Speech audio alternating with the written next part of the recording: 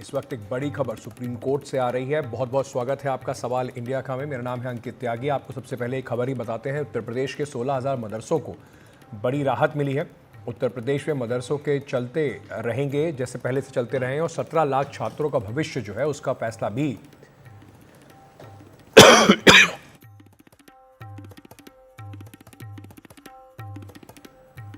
Supreme court से बड़ी राहत उत्तर प्रदेश में मदरसों को मिली है।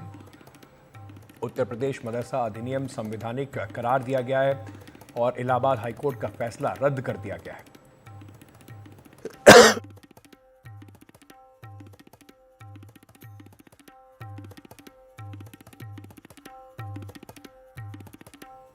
यूपी में मदरसा शिक्षा एक्ट 2004 को असंवैधानिक घोषित करने का फैसला रद्द हुआ है।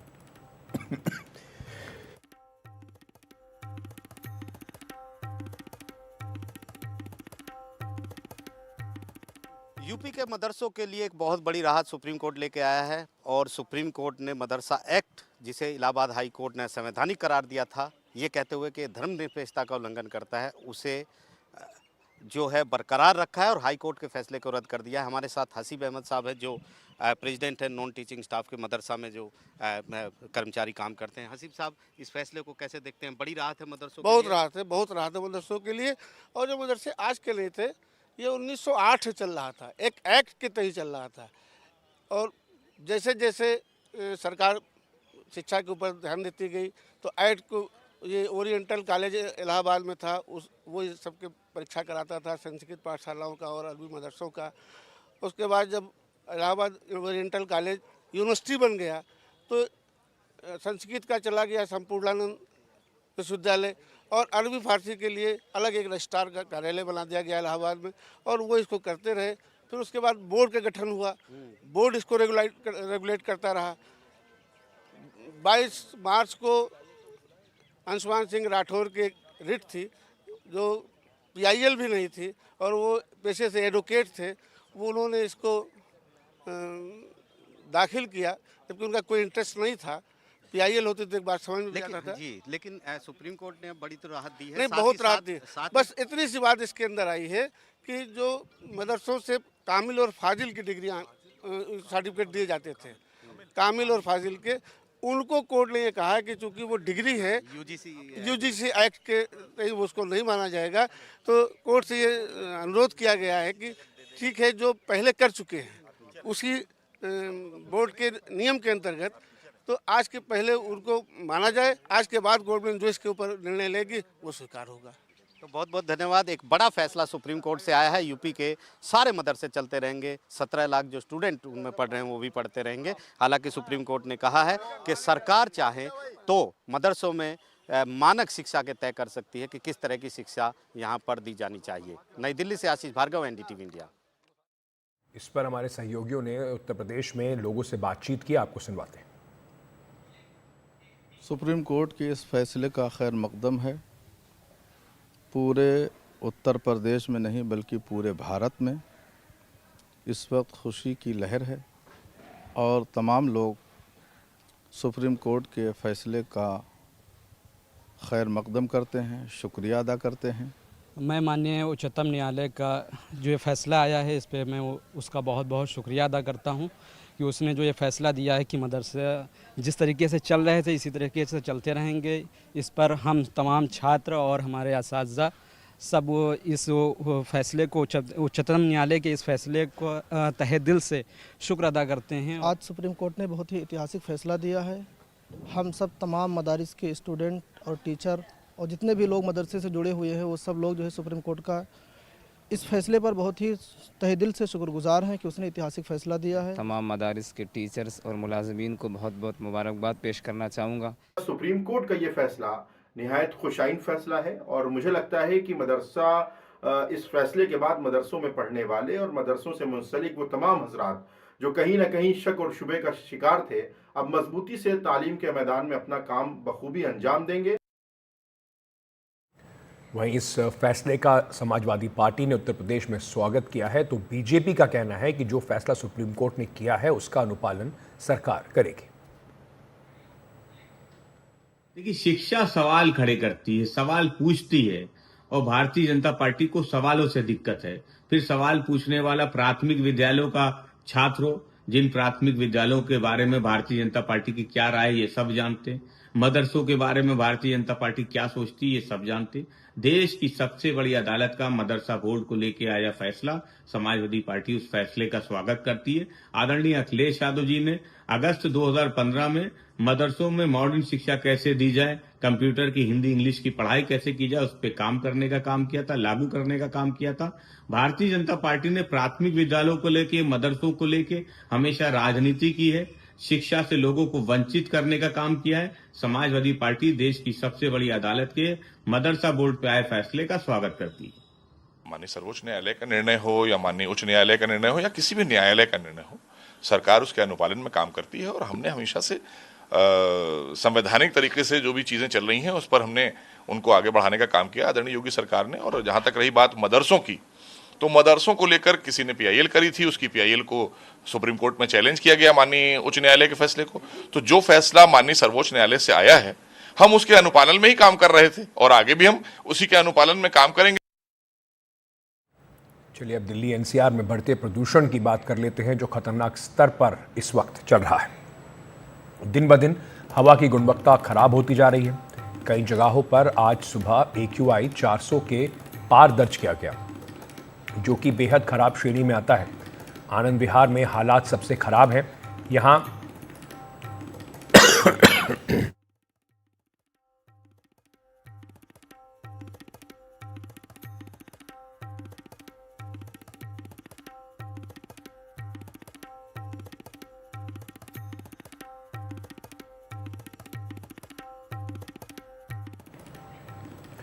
यहाँ एयर क्वालिटी इंडेक्स 457 तक पहुंच गया। लगातार बढ़ते प्रदूषण के कारण लोगों को परेशानी हो रही है। लोगों का घर से निकलना दूभर हो गया है।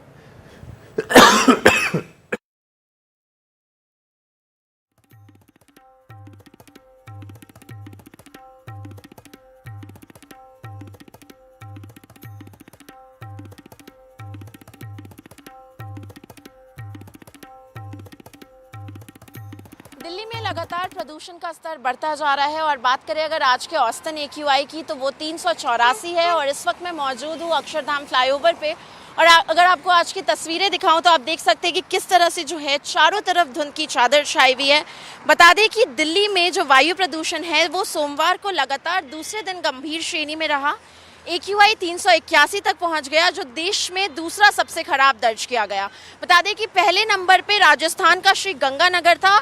और अगर CPCB के डेटा की बात करें तो सोमवार को करीब 17 निगरानी स्टेशनों पर AQI जो है वो गंभीर श्रेणी में दर्ज किया गया, जिसमें प्रदूषण का जो स्तर है वो 400 से अधिक था। और दिल्ली की जो AQI है, औसतन AQI 24 घंटे की, वो रोज़ाना शाम 4 बजे दर्ज की जाती है। और जो सोमवार को 381 थी और रविवार को यह 382 थी और आज जो है ये 384 नापी गई है सुबह में।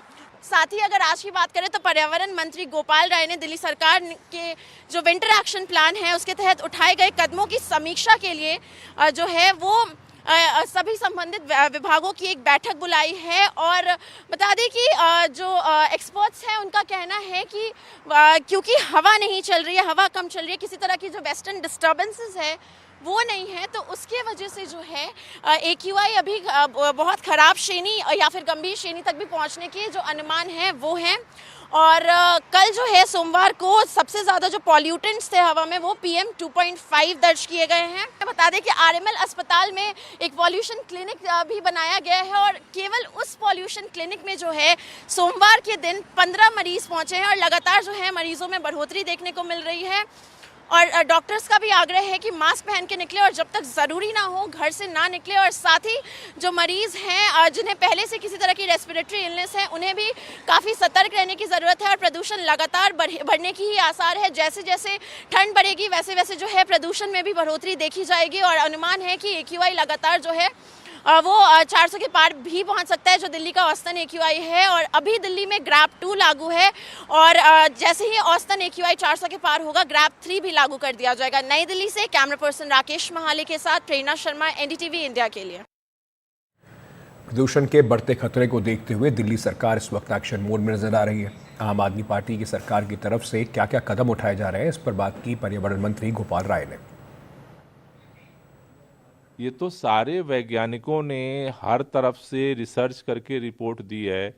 उत्तर भारत के सभी सरकारों को मिल करके काम करना पड़ेगा, तभी ये इसको नियंत्रित किया जा सकता है। दिल्ली की सरकार 24 घंटे काम कर रही है और भाजपा की सारी सरकारें चुपचाप बैठी हुई हैं। तो ये जो गैप है इसे पूरा करना पड़ेगा। भारतीय जनता पार्टी के नेताओं की नौटंकी से नहीं पोल्यूशन कम होगा। सूर्य उपासना का महापर्व छठ आज से शुरू हो गया है। 4 दिन तक चलने वाले छठ पूजा की शुरुआत आज न्याय खाए से हो रही है।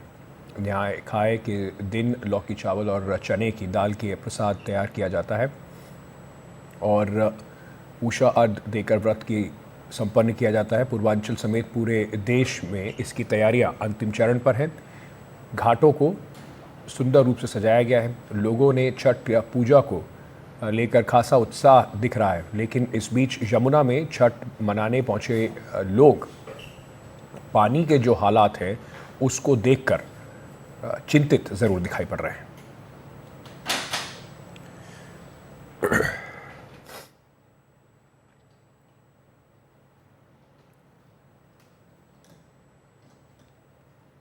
लगातार बीजेपी और आम आदमी पार्टी के बीच में छठ और खासतौर से गंदी जो यमुना है उसको लेकर घमासान मचा हुआ है। इस पर दिल्ली सरकार में मुख्यमंत्री ने क्या कहा, आपको सुनवाते हैं। पूरी दिल्ली में 1000 से ज्यादा छठ घाट बनाए जा रहे हैं दिल्ली सरकार द्वारा, जहां पे छठ पूजा 7 तारीख की रात को और 8 तारीख की सुबह कराई जाएगी। इतने भव्य स्तर पे जो छठ पूजा हो रही है, इसकी शुरुआत पिछले 10 सालों में हुई है। 2014 में अरविंद केजरीवाल जी के मुख्यमंत्री बनने से पहले पूरी दिल्ली में सिर्फ 60 छठ के घाट होते थे जहां पे छठ पूजा होती थी। लेकिन आज 10 साल के बाद अरविंद केजरीवाल जी के मार्गदर्शन में 1000 छठ घाट दिल्ली सरकार द्वारा बनाए जा रहे हैं। 4 दिन के छठ महापर्व की शुरुआत हो चुकी है और आज नहा खाए है। इस वक्त हम मौजूद हैं ITO घाट पे और यहाँ देख सकते हैं कि महिलाएं जो हैं वो पहुँची हैं गंगा स्नान करने पे। नहा खा वो दिन होता है जहाँ महिलाएं गंगा स्नान करती है और उसके बाद जो है सात्विक भोजन करती है, कद्दू भात जिसे हम कहते हैं। तो पूर्वांचल के लोग काफ़ी ज़्यादा उनके लिए ये ज़रूरी होता है त्यौहार। तो हमारे साथ यहाँ पे कुछ परवैतिन मौजूद हैं, हम उनसे बात करेंगे और जानने की कोशिश करेंगे कि क्या महत्व होता है आखिर नहा खाए का। क्या कहना चाहेंगी, छठ का आज से शुरुआत हो चुका है नहा खाए और क्या महत्व होता है नहा खा का? लौकी चावल खाएगा नहा के बना के, कद्दू भात। अरे बिहार में कद्दू भात बोलता है, यहाँ लौकी बोला जाता है। तो लौकी चावल नहा धोए के पूजा करके तब लौकी चावल बना के जब खाएगा। छठ की आज से शुरुआत हो चुकी है, तो क्या कहना चाहेंगी? हम लोग तो बहुत खुश है, साल भर का त्यौहार है, बहुत खुशी है। हम लोग बहुत खुशी से मनाते हैं, बाल बच्चा आनंद रहे, सुखी सहन रहे, जो मांगते हैं छठ मैया हम लोग को पूरा कर देते हैं। मैं खुशी हूँ। अभी आपने यमुना के पानी में स्नान किया है, यमुना का पानी बहुत गंदा केमिकल, तो क्या कहना चाहेंगे? हम लोग को अमृत है, हम लोग गंदा नहीं बोलते, हम लोग अमृत बोलते हैं जी। हाँ, हम लोग बहुत खुशी। तो आस्था का पर्व है, महापर्व है और पानी, यमुना का जो पानी है वो कहीं ना कहीं जो है पॉल्यूटेड है, लेकिन फिर भी ये जो परवैतिन है उनके लिए ये जो पानी है वो अमृत है। लगातार जो यहाँ है परवैतिन है वो पहुँच रही है स्नान करने के लिए, नहा खाए है, यहाँ से स्नान करके जाएंगी। उसके बाद जो है कद्दू भात बनाएंगी, जिसे सात्विक भोजन कहते हैं, जो प्रसाद होता है नहा खाए का। और उसके बाद जो है छठ महापर्व की शुरुआत करेगी और कल खरना है और उसके बाद शाम का अर्घ और सुबह का अर्घ। और पूर्वांचल के जो लोग होते हैं खास करके उनके लिए जो है ये त्यौहार बहुत ज़रूरी होता है, बिहार और यूपी के लोग। तो तमाम जो तैयारियां हैं वो भी ITO घाट पे की गई है छठ को लेकर सरकार द्वारा। और लगातार जो है यहाँ पे छठ महापर्व की शुरुआत हो चुकी है और जो परवैतिन है वो बहुत खुश नज़र आ रही हैं। भले ही पानी जो है कहीं ना कहीं उसमें केमिकल्स हैं, लेकिन उनके लिए ये मायने नहीं रखता, उनके लिए उनकी आस्था सबसे ऊपर है और छठ महापर्व सबसे ऊपर है। नई दिल्ली से कैमरा पर्सन राकेश महाले के साथ प्रेरणा शर्मा, एनडीटीवी इंडिया के लिए। प्रेरणा शर्मा इस वक्त हमारे साथ जुड़ रही हैं। प्रेरणा, चाहे आपकी आस्था कुछ भी हो, लेकिन जितना गंदा यमुना में पानी है इस वक्त, उससे लोगों को बचने की सलाह दी जाती है। क्या उससे उत्साह में कुछ कमी आई है? जी देखिए, उत्साह में तो कोई भी कमी नहीं है। छठ महापर्व है और जितने भी पर्वैतिन हैं उनके उत्साह में कोई कमी नहीं है। लगातार जो है, आज मैं कालिंदी कुंज घाट पे भी मौजूद रही, वहाँ पे भी झाग होने के बावजूद जो है जितने भी पर्वैतिन हैं वहाँ पे उन्होंने डुबकी लगाई यमुना में, और लगातार जो है उनकी श्रद्धा, उन्होंने बात की कि उनकी जो श्रद्धा है इससे जुड़ी हुई है, चाहे कितना भी गंदा हो वो वहाँ पे नहाएंगी ही। और कहीं ना कहीं उनका, कुछ लोगों का ये भी कहना था, कुछ पर्वैतिन का, कि उनकी एक मजबूरी भी है कि गंगा है, गंगा स्नान ज़रूरी होता है छठ महापर्व में, तो कहीं ना कहीं उनके लिए गंगा स्नान करना ज़रूरी है, इस वजह से वो मजबूर है यमुना में। तो यही है कि आस्था जो है, ये जो यमुना की गंदगी है वो उनकी आस्था पे कहीं ना कहीं भारी पड़ रही है। जी अंकित। साथ ही साथ एक सवाल, जो राजनीति हो रही है छठ के जो घाट हैं उसको लेकर, बीजेपी और आम आदमी पार्टी में लगातार अभी भी आरोप प्रत्यारोप चल रहे हैं। अभी इस पर दोनों तरफ से क्या क्या बातें कही गई हैं?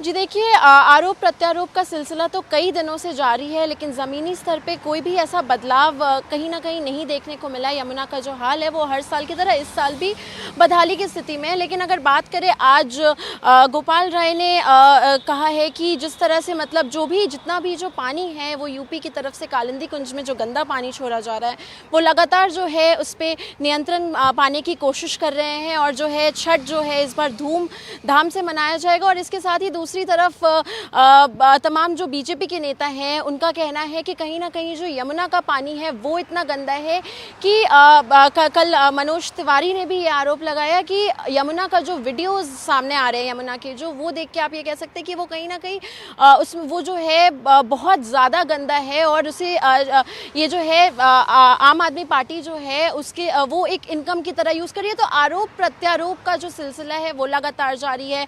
बीजेपी के नेता जो है लगातार ये आरोप लगा रहे हैं कि आम आदमी पार्टी ने काम नहीं किया है, और इस साल भी जो है यमुना की स्थिति बदहाल है और बहुत बुरी स्थिति में यमुना है, और छठ जैसे महापर्व में भी लोगों को तकलीफ़ों का सामना करना पड़ रहा है। जी।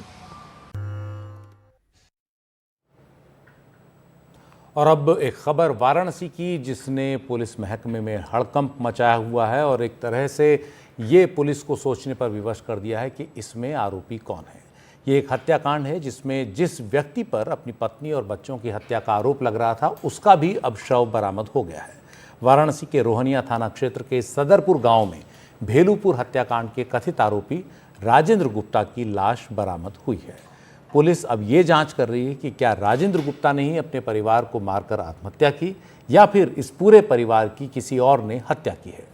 ये सनसनीखेज मर्डर की वारदात है। इसमें 3 बच्चों और उनकी मां की हत्या हुई। पहले पति पर जो है इसका आरोप लगा, लेकिन बाद में उसका भी शव बरामद हुआ। भेलूपुर क्षेत्र के भदैनी इलाके में 45 साल की नीतू गुप्ता, उनके बेटे 25 साल के नमन, 17 साल की बेटी गौरी और छोटा बेटा 15 साल का छोटू, इन सभी की हत्या हो गई। पति राजेंद्र गुप्ता का पता नहीं चल पाया था, लेकिन अब उनका भी शव बरामद हो गया है। वो दिवाली पर घर लौटा था। पुलिस मामले की तहकीकात कर रही है।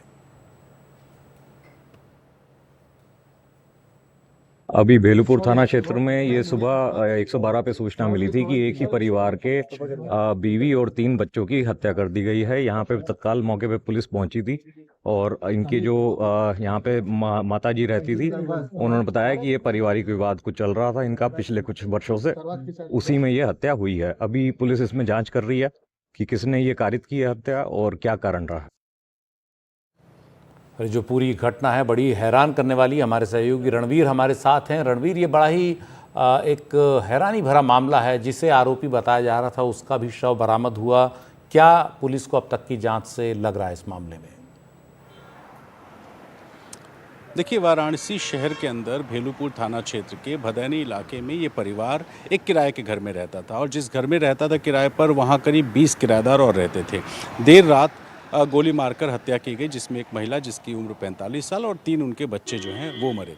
हालांकि जो इनका पति था, जिस महिला का पति था राजेंद्र गुप्ता, उस पर उसका एक आपराधिक इतिहास भी है, क्योंकि उसने अपने पिता की भी हत्या की थी और एक गार्ड की भी हत्या में वो जेल गया था और बताया जा रहा है कि वो जमानत पर बाहर था और दिवाली में घर आया था। परिवार में लगातार विवाद चलता रहता था, इसलिए जब चारों की डेड बॉडी सुबह बरामद हुई तब लगा कि शायद वही आया था कल और वही मार के फरार हुआ होगा, और दोपहर तक पुलिस उसको आरोपी के तौर पर ढूंढ रही थी। लेकिन जिस जगह ये हत्या हुई है, यानी भदैनी से लगभग 20 से 25 किलोमीटर दूर रोहनिया इलाका है, और रोहनिया में दोपहर में उस राजेंद्र गुप्ता का भी शव बरामद हुआ। अब इसमें 2 थ्योरीज चल रही हैं। एक कि राजेंद्र गुप्ता ने पहले अपने परिवार की हत्या की और उसके बाद जाकर के कहीं दूर आत्महत्या कर ली, और ये भी हो सकता है कि जो परिवार है उसकी हत्या राजेंद्र ने की हो और फिर राजेंद्र की हत्या किसी ने कर दी। लेकिन क्या है असल में, ये लोगों को जानकारी नहीं है। आस पड़ोसी बता रहे हैं कि कुछ तांत्रिक के फेर में भी वो राजेंद्र गुप्ता जो है वो रहा करता था। हालांकि वो जेल में भी था और बाहर आने के बाद भी परिवार के साथ नहीं रहता था, इसलिए बहुत खुल करके, बहुत पुष्ट तरीके से कोई बताने की स्थिति में नहीं है। लेकिन शहर में हुई 4 हत्या एक परिवार की एक जगह, और उसी परिवार का जो व्यक्ति राजेंद्र गुप्ता था उसका शव दोपहर में दूसरी जगह से बरामद होने के बाद अब पुलिस भी परेशान इस बात से है कि अगर हत्या राजेंद्र गुप्ता ने की तो राजेंद्र गुप्ता की हत्या किसने की, और अगर राजेंद्र गुप्ता ने आत्महत्या की तो इस पूरी वारदात के पीछे उसकी मंशा क्या थी। तो कई सारे ऐसे एंगल्स हैं जो पुलिस को परेशान कर रहे हैं, लेकिन इन्वेस्टिगेशन जारी है। जो परिवार के बाकी बचे हुए सदस्य हैं उनसे और अड़ोसी पड़ोसी सबसे पूछताछ हो रही है, और फिलहाल घटना के जो कारण है उसको पता करने की कोशिश हो रही है। बहुत बहुत शुक्रिया रणवीर इस पूरी जानकारी के लिए। अब बढ़ते हैं अगले बड़े मुद्दे की ओर। सुप्रीम कोर्ट ने निजी संपत्ति से जुड़े विवाद में एक बड़ा फैसला सुनाया है। चीफ जस्टिस DY चंद्रचूड़ की अगुवाई में 9 जजों की संविधान पीठ ने ये फैसला सुनाया और कहा कि हर तरह की निजी संपत्ति जो है वो सरकार जब्त नहीं कर सकती, उसे समुदाय का संसाधन नहीं माना जा सकता। कुछ निजी संपत्ति जो हैं वो ऐसी भी हो सकती हैं जो सरकार कब्जा नहीं कर सकती, चाहे कारण कुछ भी हो। 9 जजों की संविधान पीठ के इस फैसले से 1978 से लेकर अभी तक के सुप्रीम कोर्ट के कई फैसले पलट गए हैं, और इस ऐतिहासिक फैसले में काफ़ी कुछ स्पष्ट हो गया है कि निजी संपत्ति को क्या सरकार अपने अधिग्रहण ले कर सकती है किसी विषय पर, किसी मुद्दे के लिए या किसी काम के लिए। इस पर हमारे सहयोगी आशीष भार्गव ने बात की वकील विवेक शर्मा से। हमारे साथ विवेक शर्मा हैं, डॉक्टर विवेक शर्मा, जो इस केस से जुड़े हैं। सर, आम लोगों को समझाइए किस तरीके से ये फैसला जो है आम लोगों को प्रभावित करता है ये फैसला। हाँ, देखिए, मैं आपको इस जजमेंट के बारे में टू द पॉइंट बताता हूँ। जो 9 जजों की आज संविधान पीठ का फैसला है, इसमें जो मेजोरिटी का जजमेंट आया है, जो on behalf of chief justice of India and 6 other जजेज आया है, उसमें जो मुख्य मुद्दा आर्टिकल 39B और C का था, जो अनुच्छेद BC है, जो कि कम्युनिटी ऑनरशिप जो प्रॉपर्टी की है उसका जो कंपैरिजन था, उसके पर्सपेक्टिव का एक्सप्लेनेशन था, व्याख्या थी प्राइवेट इंडिविजुअल की प्रॉपर्टी, मतलब किसी इंडिविजुअल की, किसी व्यक्ति विशेष की जो निजी संपत्ति है वो समुदाय विशेष की संपत्ति के अंतर्गत आती है कि नहीं आती, और उसका एक्विजिशन, अधिग्रहण सरकार के द्वारा उसे टेक ओवर किया जा सकता है नहीं किया जा सकता। ये एक मुख्य मुद्दा था, जिसे एक सामान्य आम बोलचाल की भाषा में हम लोग कहेंगे। तो उसमें मेजोरिटी ने ये कहा है कि जो प्राइवेट इंडिविजुअल की प्रॉपर्टी है वो कम्युनिटी जो ऑनरशिप है प्रॉपर्टी की, उसके संदर्भ में आ सकती है, लेकिन सारी की सारी संपत्ति नहीं आ सकती। अब आपका दूसरा प्रश्न एकदम इसके बाद ये आएगा, कौन सी वो संपत्ति है जो नहीं आ सकती। तो उसमें मैं जब जो जस्टिस नागरत्ना ने माइनॉरिटी जजमेंट दिया है, अपना ओपिनियन दिया है, उन्होंने उसमें एक चीज़ पॉइंट आउट की थी, वो आपको इसके संदर्भ में जोड़ के मैं बता देता हूँ, उससे इसका ओपिनियन और एक्सप्लेनेशन, व्याख्या आपको सही से क्लियर होगी। उन्होंने कहा कि जैसे अटेंसिल्स हैं, बर्तन हैं किसी व्यक्ति विशेष के, उसकी ज्वेलरी है, कपड़े हैं, या उसके कुछ निजी व्यक्तिगत सामान होता है। सपोज मेरे पास एक पर्सनल घड़ी है, जो मेरे मतलब एक पर्सनल, जो व्यक्ति के निजी जीवन से संबंधित चीज़ें हैं जिनका वो यूज करता है, तो वो उसकी प्राइवेट इंडिविजुअल व्यक्ति विशेष की प्रॉपर्टी होगी, वो कम्युनिटी की ऑनरशिप नहीं कही जा सकती। ये चीज़ उन्होंने कही। तो कहीं ना कहीं कहने का मतलब ये है कि कोई भी जो संपत्ति जब कम्युनिटी ऑनरशिप में आएगी तो उसका क्या पर्पज है, क्या उद्देश्य है, क्या एक्सप्रेशन, ये सब चीज़ें विस्तृत रूप में एक्सप्लेन की जानी चाहिए उस कानून के अंतर्गत, तभी वो चीज़ उसके जो किसी व्यक्ति विशेष की निजी संपत्ति है वो उसके दायरे में आएगी, अन्यथा ऐसा नहीं।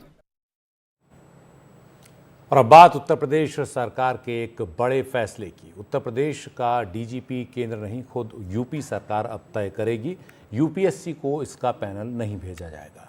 इस सिलसिले में योगी कैबिनेट की कल बैठक हुई, जिसमें इस प्रस्ताव पर मुहर लग गई। डीजीपी के चयन के लिए हाईकोर्ट के रिटायर्ड जज की अध्यक्षता में एक कमेटी बनाई गई है, जिसमें मुख्य सचिव, यूपीएससी की ओर से नामित एक व्यक्ति, उत्तर प्रदेश लोक सेवा आयोग के अध्यक्ष या उनकी ओर से नामित एक प्रतिनिधि, अपर मुख्य सचिव या प्रमुख सचिव गृह और एक रिटायर्ड डीजीपी इस कमेटी में होंगे। यूपी के डीजीपी का कार्यकाल 2 साल का होगा। इस सब के बीच ये कहा जा रहा है कि जो मौजूदा कार्यवाहक डीजीपी हैं प्रशांत कुमार, उन्हें पूर्णकालिक डीजीपी बनाने की इसके साथ ही तैयारी है।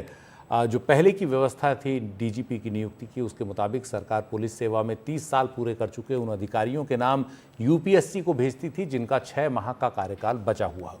यूपीएससी राज्य सरकार को 3 अधिकारियों के नामों का पैनल भेजता था, जिसमें से सरकार किसी एक को डीजीपी बनाती थी। लेकिन अब इस पूरे प्रक्रिया को छोटा कर दिया है क्या योगी आदित्यनाथ सरकार ने, और यूपी सरकार की ही बनाई हुई कमेटी ये तय करेगी कि अगला डीजीपी कौन होगा। इस पूरे मुद्दे पर उत्तर प्रदेश के पूर्व मुख्यमंत्री अखिलेश यादव ने प्रतिक्रिया दी। उन्होंने सोशल मीडिया एक्स पर लिखा कि सुना है किसी बड़े अधिकारी को स्थायी पद देने और उसका कार्यकाल 2 साल बढ़ाने की व्यवस्था बनाई जा रही है। सवाल यह है कि व्यवस्था बनाने वाले खुद 2 साल रहेंगे या नहीं। कहीं ये दिल्ली के हाथ से लगाम अपने हाथ में लेने की कोशिश तो नहीं है। दिल्ली बनाम लखनऊ 2.0। तो अखिलेश यादव दिल्ली और लखनऊ के बीच में खींचतान की ओर इशारा कर रहे हैं। और इस पूरे मामले पर ज़्यादा जानकारी दी हमारे सहयोगी पंकज झा ने। उत्तर प्रदेश में पुलिस महानिदेशक यानी डीजीपी की नियुक्ति को लेकर के एक नई व्यवस्था लागू की गई है। कल कैबिनेट की बैठक में ये फैसला हुआ है। आपको बता दूं कि आखिर इसकी ज़रूरत क्यों पड़ी है, क्योंकि 13 मई 2022 के बाद से यूपी में फुल टाइम डीजीपी नहीं है। इससे पहले मुकुल गोयल डीजीपी थे, उसके बाद से कार्यवाहक डीजीपी बनाए जाने की परंपरा रही है।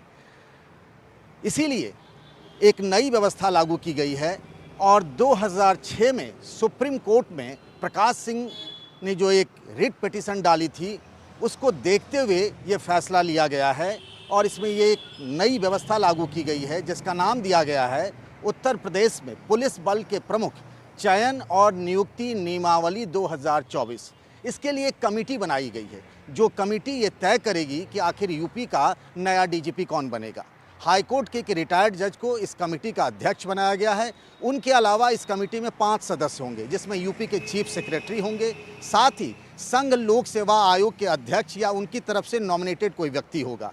यूपी लोक सेवा आयोग के अध्यक्ष या उनकी तरफ से किसी व्यक्ति को नामित किया जाएगा। यूपी के गृह सचिव या अपर मुख्य गृह सचिव भी इसमें होंगे और साथ ही यूपी के जो एक डीजीपी जो रिटायर्ड हो चुके हैं उनको भी इस कमेटी में रखा जाएगा। और ये कमेटी एक सीनियर आईपीएस अधिकारी के कार्य, उनके क्रेडेंशियल यानी विश्वसनीयता और उनके अनुभव को देखते हुए एक नए डीजीपी के बारे में फैसला करेगी। इससे पहले व्यवस्था ये थी कि यूपी की तरफ से यानी संबंधित राज्य की तरफ से एक पैनल सीनियर आईपीएस अधिकारियों का यूपीएससी को भेजा जाता था और यूपीएससी उसमें से 3 सीनियर मोस्ट अधिकारियों का एक पैनल राज्य सरकार को भेजता था और उसी में से किसी एक को डीजीपी बनाया जाता था। लेकिन अब ये व्यवस्था लागू नहीं होगी। पंजाब के बाद यूपी दूसरा ऐसा राज्य है जहां ये नई व्यवस्था लागू हो रही है। आपको बताते चले कि आखिरी फुल टाइम यानी पूर्णकालिक डीजीपी यूपी में मुकुल गोयल थे जो साल 2022 में थे।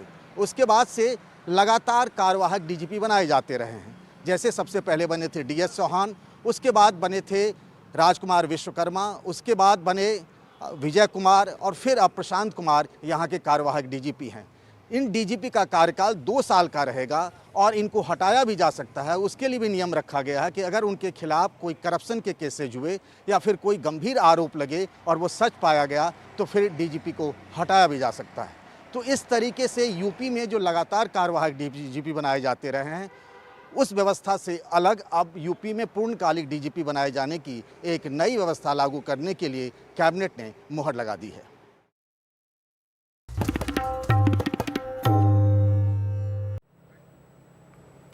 और अब एक खबर ओपी जिंदल यूनिवर्सिटी से जुड़ी। इस यूनिवर्सिटी के एक छात्र ने अपनी ही यूनिवर्सिटी पर केस दर्ज कर दिया है। दरअसल इस छात्र ने परीक्षा में आर्टिफिशियल इंटेलिजेंस का इस्तेमाल किया था और इसके लिए, इस इस्तेमाल के लिए उसे फेल कर दिया गया। इस छात्र का नाम है कौस्तुभ शकरवार और ये छात्र intellectual property and technology law में मास्टर्स कर रहा है। 18 मई को law and justice in globalising world विषय में उसने इम्तिहान दिया। 25 जून को अनफेयर मीन्स कमेटी ने उसे फेल कर दिया, यानी इम्तिहान में अपने पास होने के लिए गलत तरीकों का इस्तेमाल किया गया। इसका ये मतलब है, ये कहा कि उसका 88% जवाब AI जनरेटेड है, यानी आर्टिफिशियल इंटेलिजेंस से तैयार किया गया है। लेकिन छात्र ने अपनी याचिका में कहा है कि इस आरोप को उन्होंने गलत बताया है। उनका कहना है कि उन्होंने जो उत्तर दिए हैं वो बिल्कुल मौलिक हैं, इसके लिए कोई AI टूल का इस्तेमाल नहीं किया गया है। AI के इस्तेमाल को लेकर कोई साफ गाइडलाइन भी नहीं है। AI बस एक टूल है। नकल का आरोप तभी लगेगा जब कॉपीराइट का उल्लंघन हो, ये उसने अपनी याचिका में कहा है। अदालत ने इस मामले में OP जिंदल यूनिवर्सिटी से जवाब मांगा है। 14 नवंबर को इसकी अगली सुनवाई है और सवाल यही है कि क्या अब हमारी जो शिक्षा व्यवस्था है उसमें ये नए उपकरण जो आ गए हैं, इंटरनेट या गूगल या फिर AI, इनके इस्तेमाल की कोई अवधारणा है? क्या हमने अपने जो इम्तिहान का जो पूरा सिस्टम है उनमें इनके इस्तेमाल को कहाँ हम देखते हैं? क्या छात्रों को इसके इस्तेमाल की इजाज़त मिलनी चाहिए? क्या पढ़ाई लिखाई का ढंग बदलना चाहिए? और अब ये लगातार देखने में आ रहा है कि छात्र अपने कॉलेज या स्कूल के कई प्रश्नों के जो जवाब हैं उन्हें ढूंढने के लिए इंटरनेट पर जाते हैं और अब इंटरनेट पर आर्टिफिशियल इंटेलिजेंस भी एक नई सुविधा मिल गई है और कई छात्र धड़ल्ले से इसका इस्तेमाल कर रहे हैं। हमारे साथ इस पूरे मामले पर बात करने के लिए डॉक्टर कर्णिका सेठ हैं जो साइबर कानून की जानकार हैं। कर्णिका जी, आपका स्वागत है। ये जो केस आपने सुना OP जिंदल यूनिवर्सिटी पर, उसके एक छात्र ने किया, इसे लेकर आपका क्या मानना है? छात्र ने अपनी याचिका में जो दलील दी है कि उसका जवाब तो मौलिक है और AI के इस्तेमाल को लेकर कुछ भी स्पष्ट तौर पर नहीं कहा गया। जी, AI आपके लिए जो इमर्जिंग टेक्नोलॉजी जो भी फ्यूचर टेक है और आज के टाइम्स में चैट GPT जैसे टूल्स हैं, वो एक आमतौर रिसर्च टूल्स बन गए हैं। हमारी जो पढ़ाई लिखाई करने का तरीका था सिर्फ भारतवर्ष में नहीं बट और भी देशों में, जैसे US में भी इस पर्टिकुलर टेक्नोलॉजी का यूज कॉलेज स्टूडेंट्स बहुत कर रहे हैं, यूनिवर्सिटीज बहुत कर रही हैं। उसके चलते कुछ कानून बदले जा रहे हैं, कुछ यूनिवर्सिटीज के रूल्स बदले जा रहे हैं एग्जामिनेशंस के, और कैसे सबमिशंस होंगी, कैसे रिसर्च होगी, उस पर बहुत अहम मुद्दा है ये कि किस तरीके के रूल बनाए जाएं। हम टेक्नोलॉजी यूज करने के लिए बच्चों को encourage करते हैं, स्टूडेंट्स को encourage करते हैं, but as a research tool जब वो अपना एक्सप्रेशन देते हैं, एग्जाम में कोई क्वेश्चंस अटेम्प्ट करते हैं, उन्हें वो as a research tool use करके अपने शब्दों में वो उस आंसर को लिखें, यही encouragement दी जाती है। और उसके कुछ रूल्स होते हैं, कितने परसेंटेज अलाउड है, आप कुछ कोटेशंस ले सकते हैं, कुछ फुटनोट्स दे सकते हैं अपने आंसर्स में, लेकिन पूरा का पूरा अगर आंसर वैसा है या अधिकतर ऐसा है कि वो AI बेस्ड ही है, तो फिर क्वेश्चन मार्क आ जाता है। US के कई मतलब कैसे कह सकते हैं सिटीज में, जैसे न्यूयॉर्क यूनिवर्सिटीज में भी और भी जगह हैं जो US में ऑलरेडी बैन कर चुके हैं चैट GPT को। अब भारत में क्या हम UGC के कानून जब लाएंगे, UGC क्या रूल्स बनाएगी जिसमें वो AI को पूरी तरह से बैन करेगी? वो मेरे हिसाब से संभव नहीं है, क्योंकि AI इनहेरेंट टूल बन चुका है, रिसर्च टूल। बट हाँ, जो आंसर्स क्रिएट किए जाते हैं उसे as a research tool use करके वो छात्र अपने शब्दों में लिखे तो उसमें कोई आपत्ति नहीं है, लेकिन इसके स्पष्ट रूप से कानून बनाने दिए जाने चाहिए, स्पेशली क्योंकि अभी AI का लेकर के अभी कोई लॉ भी नहीं है, स्पेशल लॉ इंडिया में। तो जो एजुकेशन डिपार्टमेंट है, एजुकेशन मिनिस्ट्री है, उसको ही ये UGC को फॉर इंस्टेंस या फिर जो यूनिवर्सिटीज हैं, कॉलेजेस हैं, उनको अपने कानून बनाने भी आवश्यक है, उनकी अपनी एथिकल गाइडलाइंस और कोड बनाने बहुत जरूरी है। जी, तो आपका कहना है कि AI या चैट GPT जैसे उपकरणों का इस्तेमाल पढ़ाई में किया जा सकता है, लेकिन जो जवाब इनके हैं वो आदमी समझे और फिर अपने शब्दों में लिखे, ये होना चाहिए जो परीक्षा का असली मकसद है भी। मकसद है, बिल्कुल। और अभी जो देखने में आ रहा है कि बहुत छात्र अपने प्रोजेक्ट्स के लिए, अपने प्रश्नों को हल करने के लिए बहुत धड़ल्ले से इस्तेमाल करते हैं, और अब तो अगर आप एक सवाल डालते हैं तो सबसे पहला जवाब AI ही देता है। सीरी ले लीजिए, अलेक्सा ले लीजिए, कोई भी आप टूल ले लीजिए, नेट पे आप बॉट ले लीजिए, जो भी इस टाइम पे चैट जीपीटी है एक एग्जांपल, या को पायलट है, इतने सारे ब्राउजर्स हैं जो सारे एआई का इस्तेमाल कर रहे हैं। कोई भी आप देखिए टूल जो है, सर्च इंजन है, आज के टाइम्स में ई लाइब्रेरीज हैं, ऑनलाइन लीगल लाइब्रेरीज हैं, सभी एआई का इस्तेमाल कर रही हैं। तो एआई एज सच कुछ गलत नहीं है, एआई का होना एक प्रोग्रेसिव स्टेप है, और एआई एक बून भी हो सकता है और एक बेन भी हो सकता है। उसे अगर हम रिस्पॉन्सिबली यूज करें तो एक बहुत ही बड़ा पावरफुल टूल है हमारे हाथ में।